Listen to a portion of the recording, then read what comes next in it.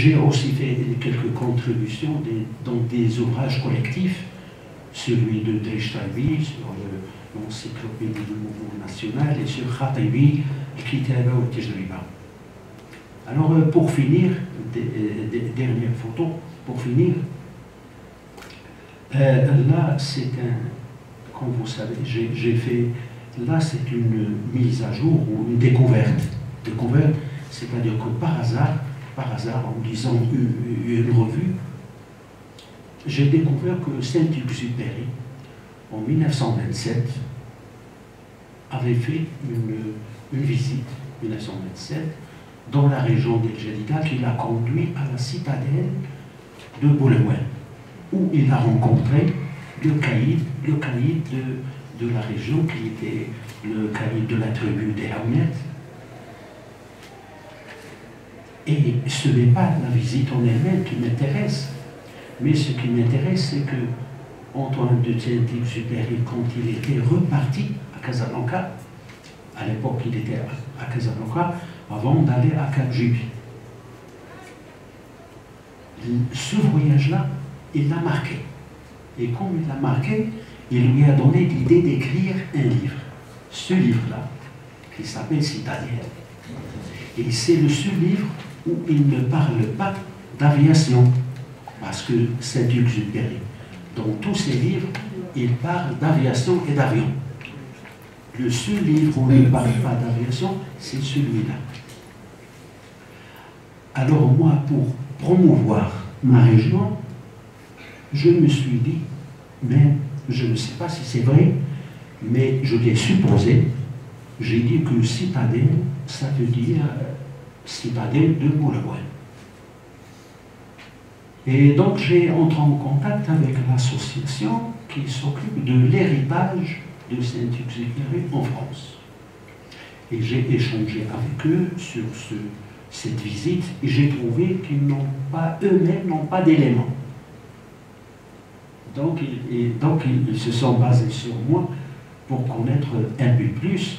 Et finalement, ils m'ont donné une autorisation pour si vous voulez, initier des visites vers cette citadelle en la nommant, en baptisant ce circuit citadelle en mémoire de Saint-Exupéry. Et j'ai parlé de ce passage dans ce livre-là qui s'appelle Chronique secrète sur Mazaban, parce qu'il fait partie des choses qu'on ne connaît pas. Une fois, j'ai parlé avec un élu de la région de Boulogne. Je lui ai dit, à moi, en tant que chercheur, je vous donne des idées. Mais il faudrait de votre part, comme un élu, fructifier ces idées, les mettre en œuvre, mettre par exemple une pancarte, dire que Saint-Exupéry l'a visé, parce que je lui ai dit, les étrangers, les Européens, les Occidentaux, ils ne vont pas venir pour manger, pour dormir.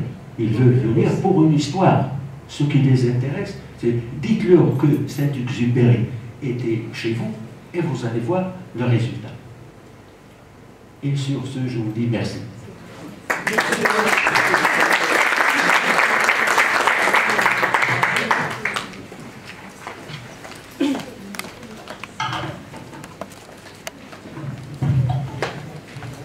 Merci M. Chouari pour ce très riche exposé. Particulièrement, je suis très admirative de votre parcours. Vous avez eu la chance de côtoyer d'éminentes personnalités telles que Claire Khatebe, Magnessi, Guy Martinet et bien d'autres qui ont bien entendu marqué votre riche parcours.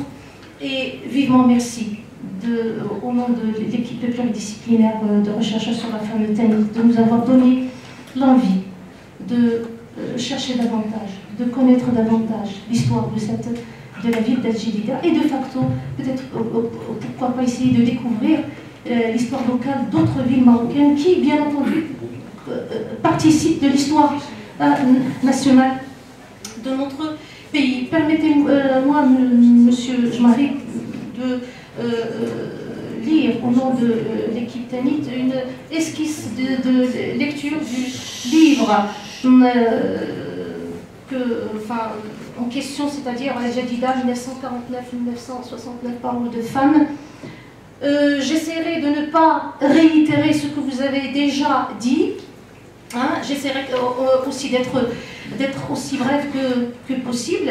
Donc voilà, au nom de l'équipe pluridisciplinaire de recherche sur la femme tanite, je vais vous présenter une esquisse de lecture du livre en question. Il est situé à la frontière du récit intime et de l'histoire sociopolitique. Ce recueil d'histoires de vie compilé fait parler une diversité de femmes, jdidi, et aborde l'histoire de la ville à partir de la mémoire de leurs habitants femmes. Elles prennent la parole pour raconter un pan de leur vie et celle de leur cité lors de la phase transitionnelle protectorat-indépendance. Ces témoignages sont accompagnés de 51 photographies, sans compter celles qui identifient certaines des interviewées. Vous l'avez déjà fait montrer dans l'un de vos slides. 51 photographies, sans compter celles qui identifient certaines des interviewées au début de chaque chapitre. Il est à rappeler que la photographie, en tant que discours iconique, est beaucoup plus parlante que le texte de par sa fonction illustrative, outre une fonction cognitive qui consiste à éclairer encore plus le lecteur en lui donnant un surplus d'informations perceptives que la nature lapidaire de certains témoignages n'ont pu fournir. L'image sert le texte, le visible seconde et complète le lisible en l'illustrant et en le rendant tangible et concret. Afin de collecter ces témoignages, l'auteur a recours à l'entretien directif, plus proche du questionnaire, proposé un échantillon représentatif composé d'une 50aine de femmes, dont seulement 24, vous l'avez déjà dit, ont pu s'exprimer en toute liberté. En revanche, 3 femmes étant hors de la ville ont présenté des témoignages écrits. Cet échantillonnage se veut représentatif de la société locale de cette époque dans sa dimension sociale, culturelle et religieuse. En effet, 14 femmes sont issues de la bourgeoisie jdidi. Vous avez Mchaqi, Bourhanem, Boujibar, El Jadidi, El Khatib, Lehlou, Lemsafel, Rahmoun, Ghazouani, etc. 4 femmes appartiennent à la classe moyenne, corrigez-moi monsieur Njmari si je me trompe, Zahra Bahjoui, Najia Roubel, Latifa Iyada et Sadia Zaki. 3 femmes représentent les milieux modestes, Minni, vous l'avez déjà dit, Minni Shabi, Khadija Neddam et Fatima Belgharbi, 2 femmes de confession juive, Daniel Ammar et Esther Ben Ouyash, désolé si j'ai écorché son nom, et une française, Colette Moret, vous l'avez déjà dit. Donc je ne vais pas réitérer les objectifs du livre, étant donné que vous l'avez déjà fait, mais j'ajouterai un 4e objectif, si vous le permettez. Hein, le resserrement. Donc, le resserrement du lien intergénérationnel, c'est très important. Dans la mesure où, grâce à la publication de ce livre et de ceux qui y ont précédé, la nouvelle génération a la possibilité de connaître son passé et celui de sa ville. Après une lecture intégrale du livre, nous constatons que la totalité de l'échantillon représentatif regrette avec beaucoup d'amertume une vie sociale paisible qui caractérisait El Jadida d'antan, ville hautement cosmopolite. En effet, toutes les femmes interviewées sont nostalgiques de cette ville intercommunautaire, harmonieuse, entre Marocains, Juifs et musulmans, mais aussi Français, parce qu'à l'époque, on distinguait entre les autorités françaises et les citoyens français qui côtoyaient les Marocains. Donc, ils avaient cette possibilité de faire la distinction entre ces deux. Alors, une vie culturelle et intellectuelle, jadis vécue par une génération pétrie de respect, sérieuse, que rien n'intéressait que les études et la réussite, pour citer Latifa Iyada. À l'époque, la ville, et je cite Sharifa Benchaqi, disposait de l'infrastructure nécessaire à la formation des jeunes. Et les distractions étaient saines, pour reprendre le témoignage de Khadija Bouchtia. La disparition des métiers artisanaux, ancestraux, comme le tissage à la main, des djellaba, haïk et couvertures, la ruralisation de la ville et la destruction injustifiée de certains édifices ayant marqué son histoire socio-culturelle. Vous avez les salles de cinéma, vous l'avez déjà montré, entrepôts d'El-Hriya, etc. La ville a régressé sur bien des plans, notamment culturels et architecturaux, selon le témoignage de Khatiba Moundib. Les témoignages recueillis sont tous riches en informations à plus d'un titre. Au niveau politique, on a évoqué la constitution du premier noyau du parti de l'Istiqlal à El Jadida. Et le témoignage de Msafel, justement, il est très éloquent à ce sujet. Au niveau éducatif, toutes les interviewées scolarisées ont loué la très bonne qualité de l'enseignement à l'époque, et ce dans tous les établissements, ceux des fils de notables et les écoles européennes qui étaient gratuites, et qui dépendait de l'administration française et se privait comme l'école Tardib. Et juste une petite parenthèse, Touriya Serraj, voilà, elle donne de plus en plus d'informations justement sur le système éducatif dans le temps. Et là, je cite Naïma Al-Hlou pour ce qui est de la qualité justement de l'enseignement à l'époque. La qualité de l'enseignement disposé dans les établissements de notre ville, alliée au foisonnement des activités culturelles, a été derrière les bons résultats enregistrés en termes de formation à la future élite nationale. Fin de citation. Au niveau culturel, les enquêtés scolarisés ont pu bénéficier d'une activité culturelle diversifiée, divertissante et enrichissante. Vous avez les activités sportives, les photographies, donc elles étaient très parlantes tout à l'heure, activités sportives, théâtre, cinéma, club de lecture, etc.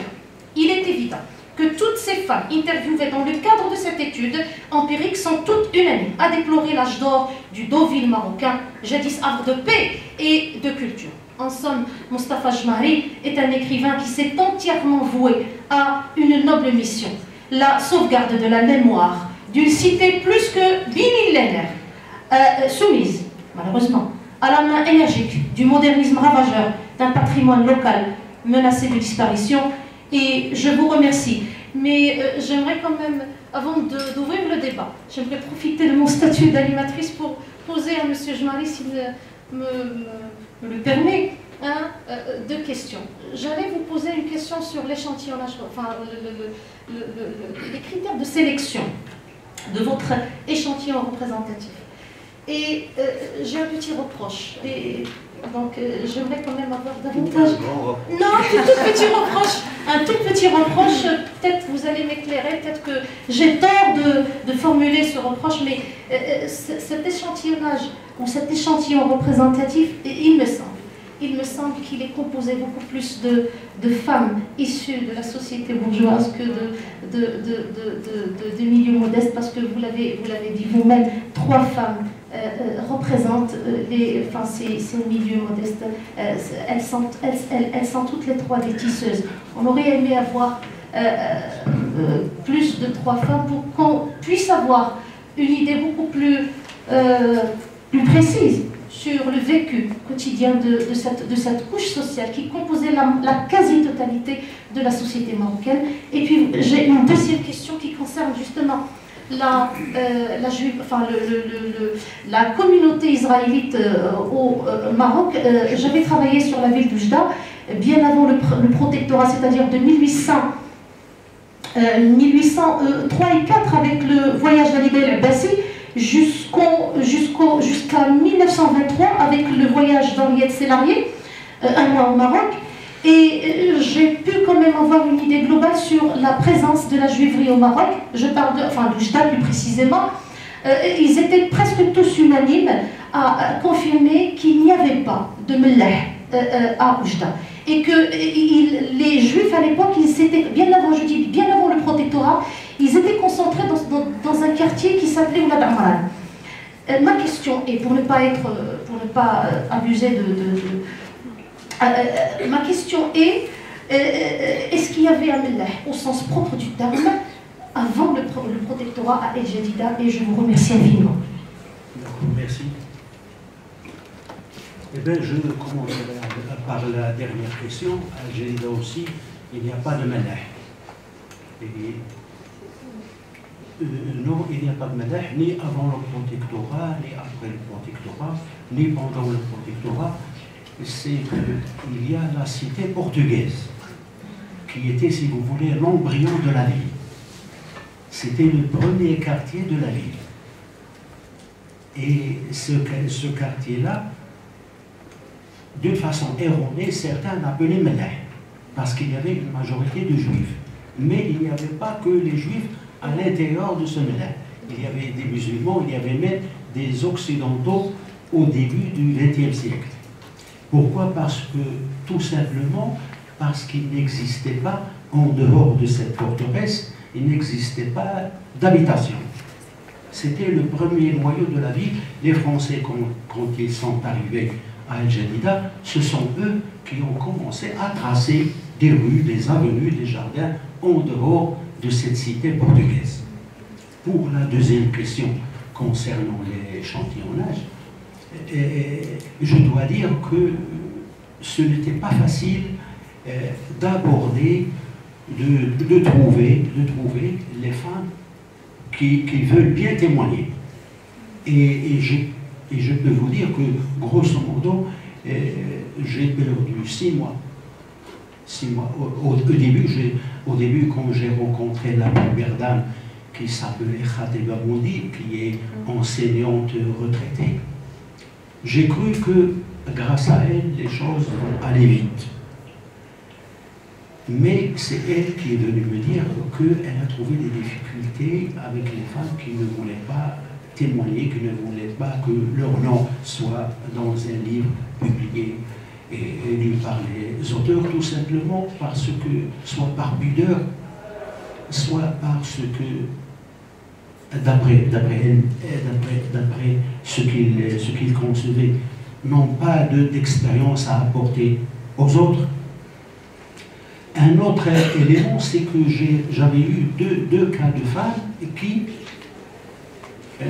après avoir validé leur témoignage, et que j'avais à peine une vingtaine de jours pour mettre le livre chez l'imprimeur, elles sont venues récupérer, elles ont désisté pour récupérer leur témoignage parce que l'une d'elles m'a dit que c'était son fils qui lui a dit de ne pas publier ce qu'elle a dit, tout simplement parce qu'il y avait une phrase, elle disait qu'elle allait à la plage avec ses copines et tout ça. Et puis moi je lui ai dit, voilà ce qu'on va faire, on va supprimer, on va laisser le témoignage et supprimer les 2 lignes qui parlent de la plage. Elle m'a dit d'accord. Mais après 2 jours, elle a encore désisté, elle m'a dit non, je préfère rester tranquille et retirer de témoignage. Et moi je voudrais aussi dire que je rends hommage aux 2 hommes qui m'ont aidé parce que c'était, si vous voulez, je peux dire que c'était des notables, mais le terme est un peu archaïque, mais c'est dans le sens où ces 2 hommes connaissaient, si vous voulez, les vieilles familles, les anciennes familles qui n'habitaient plus précisément à Jadida, mais qui se sont installées au dehors de la ville, soit à Casablanca, à Rabat, à Marrakech, et c'est grâce à eux qui ont facilité le contact avec les dames. Donc, avant l'interview, eux deux, il leur disait que ce monsieur, il faisait du sérieux. Et soyez sans crainte que ce qu'il cherche, c'est l'histoire. C'est votre parcours dans le cadre de votre vie de jeunesse. Et donc, pour un petit peu éclairer ce qu'a dit la professeure, la difficulté, elle vient de là. La difficulté, elle vient de là. Et comme j'ai eu cette difficulté avec les gens ou avec les personnes soi-disant cultivées, alors imaginez un petit peu ce que je pouvais rencontrer avec les familles modestes ou avec les femmes qui n'avaient pas de formation suffisante pour comprendre le sens de mon travail. Merci. Donc, si vous avez des réactions, vos impressions, des questions à poser à monsieur... Madame Cara. Madame Cara. Et monsieur Makhafi. Je note les noms. Aussi, professeur Makhafi.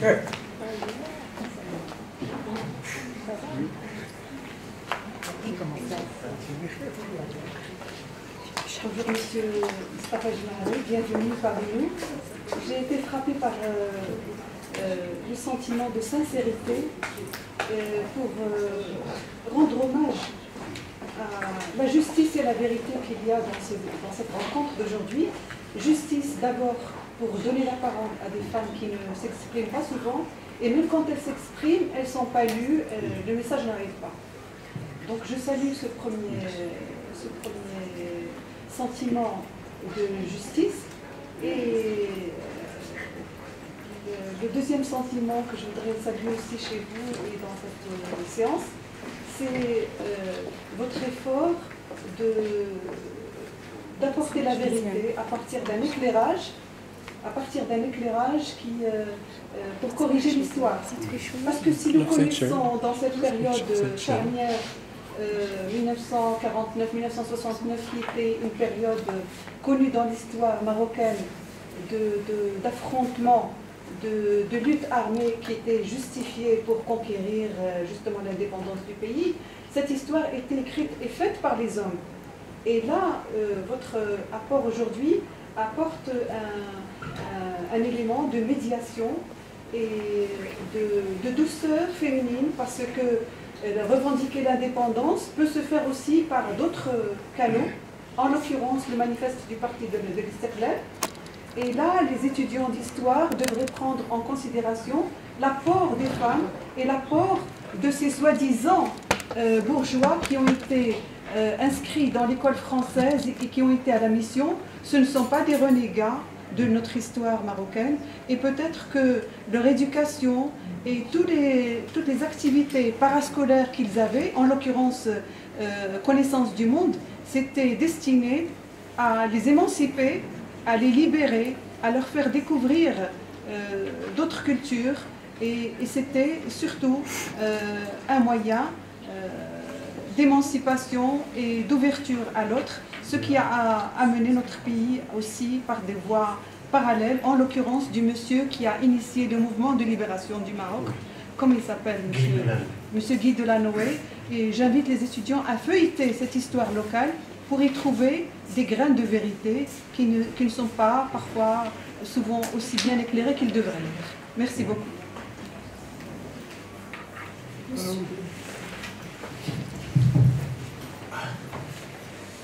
صباح الخير أستاذ مصطفى. أود في البداية أن أعبر عن شكري واعتزازي بمجموعة البحث طالينز التي أتاحت لنا هذه الفرصة لتجديد صلتي بك وبأفكارك. وبطبيعة الحال طالينز عودتنا على انتقاء مجموعة من الكتاب والمفكرين الذين يمكن أن نعدهم استثنائيين في الثقافة المغربية. أنا اخترت أن أتكلم بالعربية لأن عرفت الأستاذ مصطفى أول ما عرفته قصاصا بالعربية. ومنذ الثمانينات عندما اكتشفته كاتبا للقصة القصيرة عرفت فيه هذا التميز في فكره وطرافته في الكتابة، ولذلك يمكن أن نعتبره كاتبا استثنائيا ومفكرا استثنائيا كذلك بأسلوبه وبالمواضيع التي يختارها. كذلك في مجموعاته القصصية نلاحظ هذا الهاجس الذي أثاره والذي شكل لب عرضه اليوم، والذي يتمثل في حديثه عن المرأة والعمل على إبراز دورها الريادي والمضيء في التاريخ المعاصر للثقافة المغربية. ولكن اليوم أكتشف جانبا جديدا من أنشطة الأستاذ مصطفى، والذي يتعلق بما يمكن أن أسميه أو بما يمكن أن ندرجه في إطار الدراسات الثقافية، لأن كتبه في الحقيقة لا تنتمي إلى التاريخ بمفهومه المحدد، ولا تنتمي إلى علم الاجتماع كذلك بمفهومه المحدد، ولا حتى إلى ما يطلق عليه اليوم دراسات النوع بمفهومه المحدد. إن إسهاماته تتمثل في هذا كله، ذلك أنه يستحضر التاريخ ويستحضر علم الاجتماع ويستحضر كذلك الأدب. وقد لاحظتم أنه في عرضه يستعمل بشكل يضفي على كلامه الكثير من التشويق يستعمل السرد، فهو سارد جيد في حديثه عن المرأة.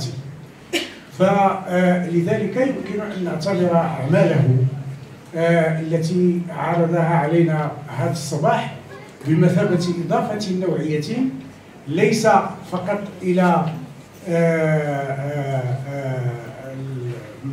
الكتابات حول المرأة المغربية عموما وبالضبط المرأة الجديدية، ولكن يمكن أن نعتبره كذلك إضافة نوعية إلى الثقافة المغربية. ذلك أن ما أتيح للأستاذ مصطفى الجواهري لم يتح لكتاب آخرين، فقد أتيح له أن ينسج علاقة مع كبار المفكرين المغاربة الذين لعبوا دورا أساسيا في بلورة الثقافة المغربية المعاصرة، والذين يمكن أن نذكر من بينهم على سبيل المثال الدكتور عبد الكبير الخطيبي، الأستاذ فؤاد العروي، وكذلك عبد الله العروي الذي ينتمي إلى نفس المنطقة لأنه ينحدر من بلدة أزمور. هذا النسيج الفكري في الحقيقة جعل مدينة الجديدة منارة فكرية ستنهض بدور أساسي في تطوير الثقافة المغربية، وسيتميز هذا الدور خاصة بالانفتاح على الثقافة الأجنبية دون أن تهمل ما يمكن أن نسميه تراثا، لأن الجديدة مدينة الجديدة تجمع بين الحسنيين، تجمع بين كونها مدينة تراثية لأنها ضاربة في القدم، وتجمع كذلك بين كونها مدينة معاصرة لأنها جمعت هذه السلة من المثقفين. ولا شك أن هذين البعدين، البعد التراثي الأصيل والبعد الحداثي إذا صح هذا التعبير، سيلعبان دورا أساسيا في تكوين الأستاذ مصطفى وفي تكوين هذا الجيل من المفكرين الذين تعتز بهم الثقافة المغربية. شكرا لك مرة أخرى وشكرا لمجموعة باريس. مدام وفاء.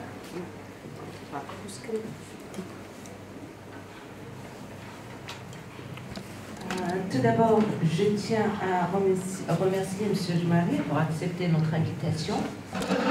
Et vraiment, j'ai été emportée par votre projet dans cette période qui est vraiment pour moi une période importante dans l'histoire du Maroc et qui me rappelle des souvenirs de mes tantes et de ma mère, grand-mère et tout.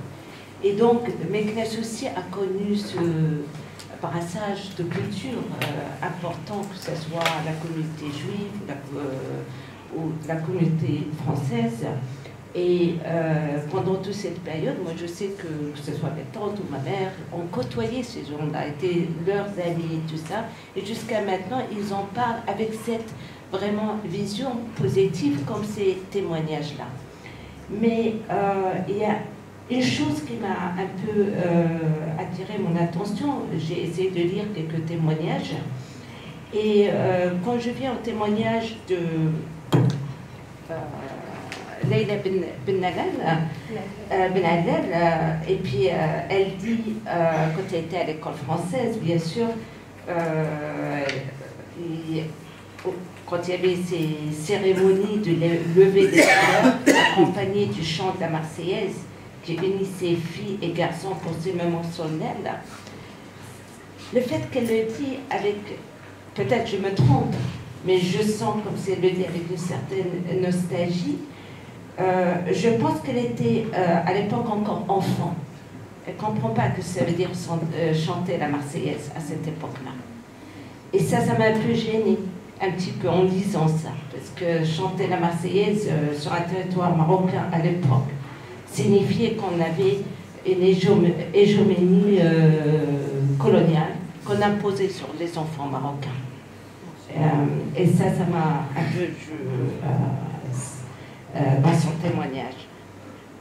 Elle dit aussi, elle aussi, à travers vous, À cette époque, indubitablement, mes ancêtres étaient gaulois.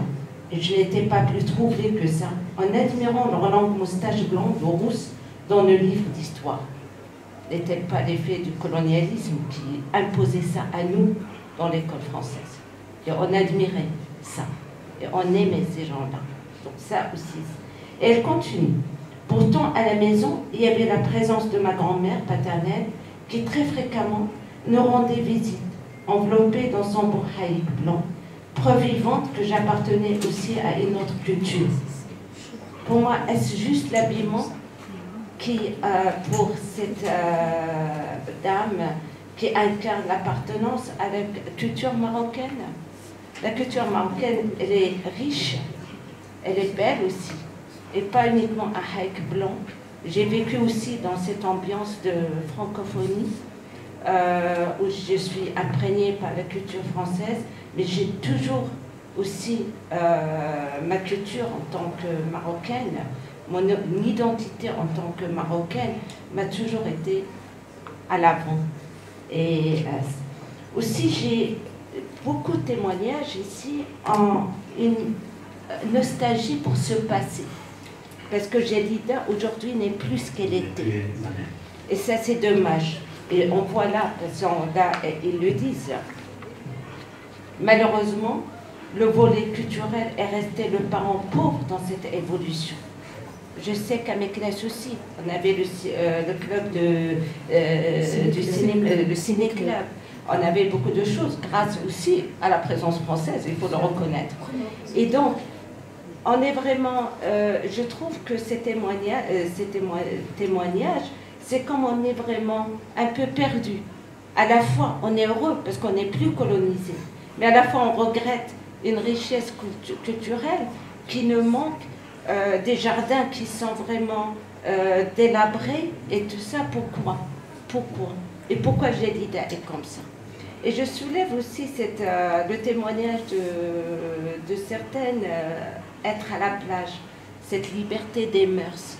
Et je constate qu'on vit maintenant une régression vis-à-vis à ces libertés qu'on avait. Rien qu'à Meknès, là, juste pour un baiser, il y a eu tout un problème pour une jeune adolescente. Moi-même, pour aller à une plage maintenant, je me pose la question, quelle plage? Est-ce que je vais être en danger ou pas? Donc, pourquoi il y a cette régression? Est-ce qu'on va en avant ou on régresse? Et donc, est-ce que vous pouvez, à travers vos recherches, et vous, m'apporter un petit éclairage sur cette question qu'on pose tout le temps? Pourquoi? Et pourquoi nos villes? Parce que vous avez un amour incroyable pour votre ville, et c'est pour ça que vous écrivez avec cette vraiment nostalgie. Moi aussi, je peux le dire pour Meknès. Meknès, le Paris, le petit Paris du Maroc n'est plus le petit Paris. Pourquoi? Est-ce qu'il n'est pas dû à nous-mêmes, parce qu'on ne fait rien pour ça? Ou c'est dû à toute une politique et toute une ambiance qui, maintenant, qui vraiment va vers cette régression? Et merci. Oui, mademoiselle.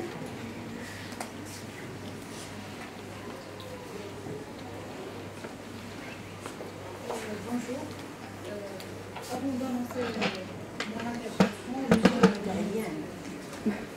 Plus fort. Plus fort, un peu plus fort, plus fort. avant d'annoncer mon intervention, je tiens à vous remercier pour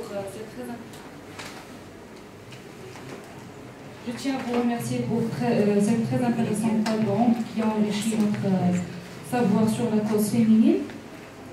Bon, je vois que l'oppression vis-à-vis de la femme continue encore à subsister.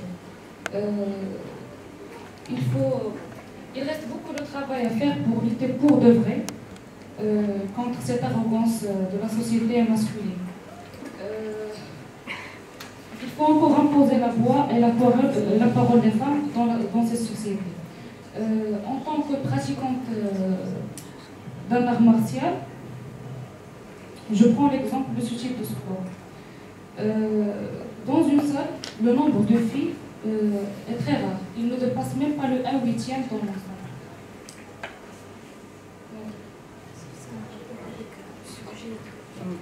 Ça va très bien.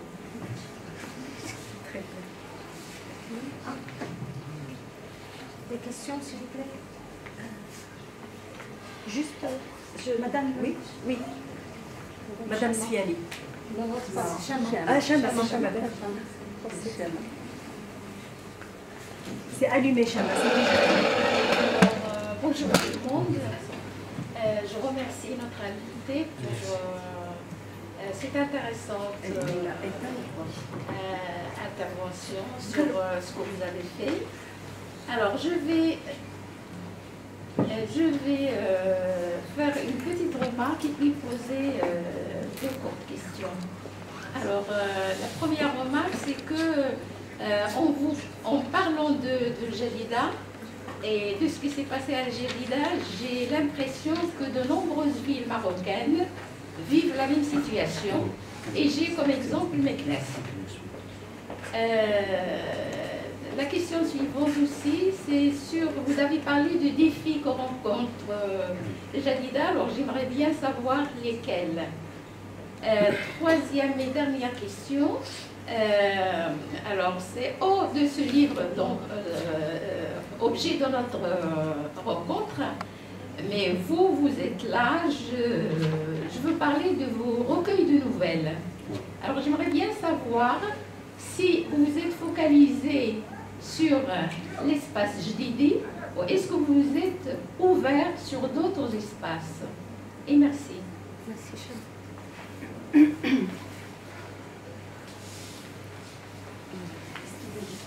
Dernière. Oui. Toi. Non, toi.